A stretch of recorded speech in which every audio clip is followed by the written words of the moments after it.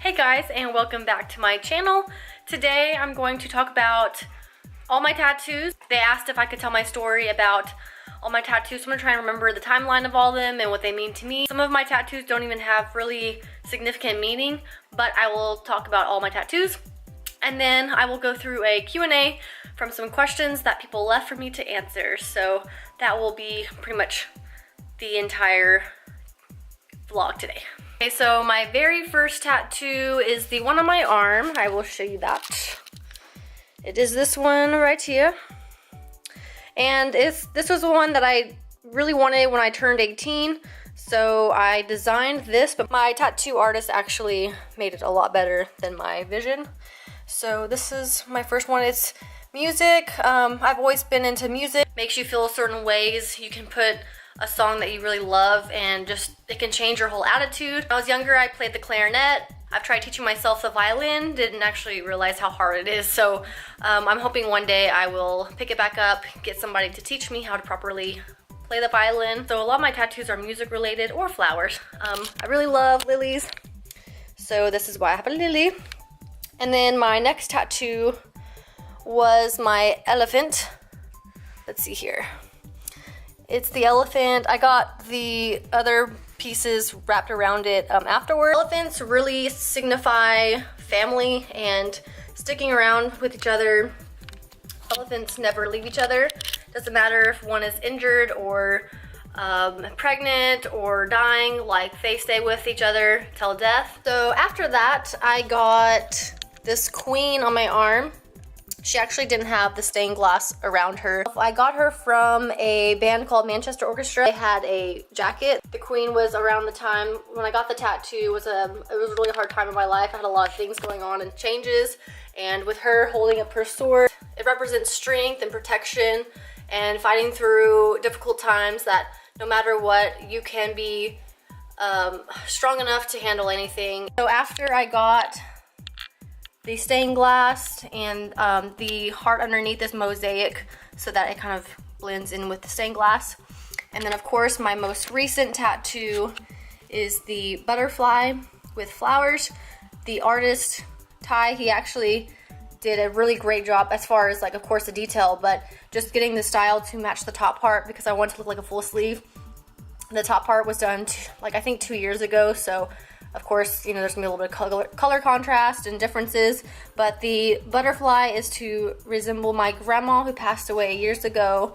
She was an amazing, beautiful human being, and just wanted to get a butterfly in memory of her.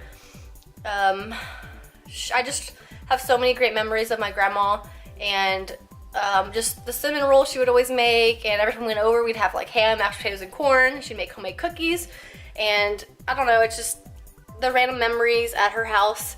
And anytime I see a butterfly outside, especially a monarch butterfly, I just think of her. And I also got this one in Hawaii. So I took a vacation in Hawaii and got this guy added on there by a local artist. Next tattoo is my leg piece. I actually found this on Google Images, and I had my artist just fix it up and change it up a little bit to make it unique. I normally don't like stealing art, but that's why she changed it up a bit. And then she also did this tattoo. I think this was about when I was 22 years old, maybe. I actually found like this piece on Google Images, and it wasn't colored or anything. I found this piece and then I just added on to it all the way up, and so she created more detail and I don't know, just made it look a lot prettier. And of course, lilies. I like to keep my body themed, so I have lilies here, have them on my arm. And so yeah, I am doing a Q&A today, and I had a bunch of interesting questions. A lot of friends being goofy, but I'm going to answer all the questions. I'll try and keep the video short. I guess I'll try and organize the questions from Facebook and then Instagram. So let me go to Facebook. So the first question is from Brooke. She asked, ever think about dabbling in powerlifting? I've never really thought about powerlifting, but I'm always open to trying new things. So right now my focus is just becoming a bikini pro. moving up, seeing how that goes, if that's something that I still want to pursue. If it's, I don't know, when I get my mindset on something, I always want to stick to it. So if I ever get the idea of doing powerlifting, I think I might do it, but it hasn't really been like a focus or really a thought lately or anything like that. And then also she asked, for meal prepping, what do you do to be most efficient? Honestly, I don't really meal prep like a whole week's worth. Another thing with meal prepping, I've logged my food in MyFitnessPal for about, I want to say 4 years now. So at first it took me a while to get meal prepping down, but now I can really kind of wing it, and I kind of know what my body needs to eat, how much I need to eat at each portion.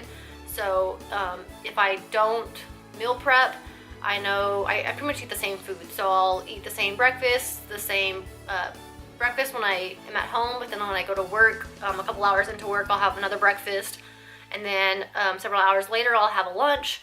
And so sometimes at lunch, I'll log all my food up to that point, and then sometimes I'll log the remainder of the day. But usually I'll kind of wing it. I know what I need to do for the rest of the day to plug in my 6 meals. Every day is 6 meals, so sometimes there's even 7 meals, but that's if I'm just getting like a quick snack in, I'll add a 7th meal. But for meal prepping, I honestly don't do what a lot of people do and say prep every Sunday and prep your whole week's worth. It works if you need to be more disciplined and you don't really care what you're eating. I don't really care what I'm eating, but at the same time, I don't want to prep my meals for an entire week. It's not my style. So yeah, I'll prep a few days. I'll have my icon meals. If there's weeks that I don't have my icon meals, I kind of wing it, but I also make sure that the one thing is, if you don't meal prep an entire week, making sure you have all the foods you need in your fridge and in your pantry. You don't want to wing it and have no food at home and you're really just like going out to eat and eating a bunch of junk. That's not really my style either. There has been times where that happens, which I'm human, it happens to everybody, but I make sure that I grocery shop. I'm always having the foods I need. Try not to buy more than what try not to buy the foods that I know I shouldn't be eating. That way, when I have those moments where I just want like a little snack or something small to eat, I'm not going to like candy or baked goods or anything like that. It's just really something that's more healthy and has nutrients in it for my body. So yeah, I hope that helped. Jeremy asked, who's your favorite character on Rugrats? I would say Chucky, because I like his freckles and red hair. His voice, and he gets so mad about so many different things. If you go back and just like watch some of the episodes, you'll see what I'm talking about. He gets so mad and he like speaks his mind and he never holds back, and he's also caring, but at the same time he just gets pissed off, and I kind of like that. Brandon asked, after what workouts is it the best time to dab? Well, you know, clearly you don't really want to dab when you do upper body because your arms might be a little too tired to lift your arms. So the best time to dab would be leg day. After your leg workout, you can dab because then you can do your squat and then just dab. But you know, if you're doing shoulders and biceps and stuff, it might be a little hard to lift those arms. And the next question is from Chris, why doesn't Cody ride a scooter more? I don't know, go ask him yourself. He gets lazy? I don't know. Ryan asked, are you stronger than Cody? I don't know, you tell me. I would say so. And Charlie asked, will you name one of your future guineas Kim Jong-un in honor of our glorious leader? It might be considered, Charlie, just for you, just for you. Now I'm going to go to Instagram. David asked, Rotas or XXRs? Really?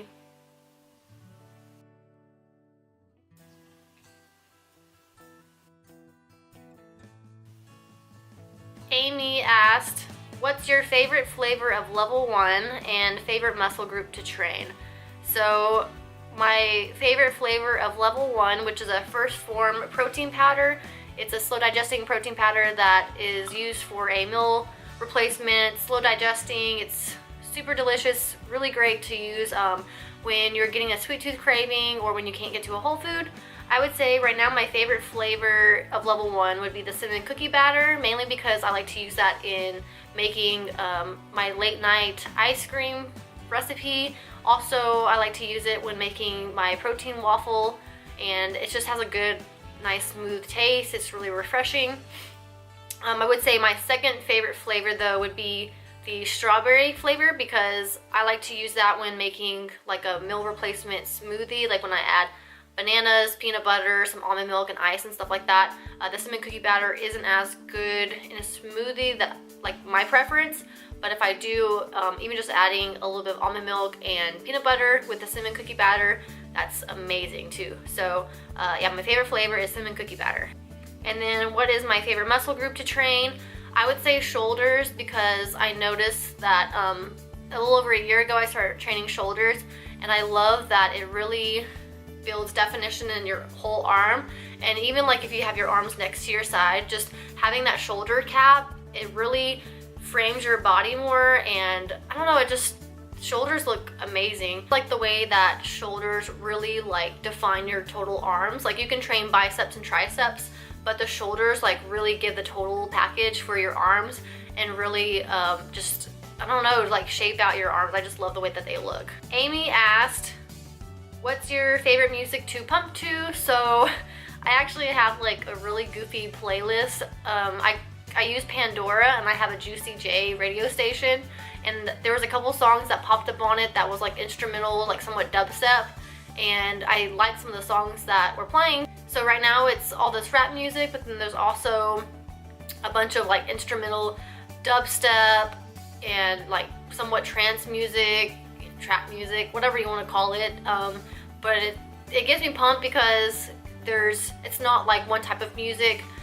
It doesn't get like boring. I also have a Pandora that is ASAP Rocky, and then I have one that is Acacia Strain. So I'm still making that Pandora station better, but when I'm like in the mood for some heavy metal, just some loud music, I really focus on that, especially on back day. Like upper body, definitely metal music, rap music, leg day. Thank you for watching, and I hope you enjoyed. If you liked this video, give it a thumbs up and subscribe if you are not subscribed yet. Have an awesome day. I'll see you next time.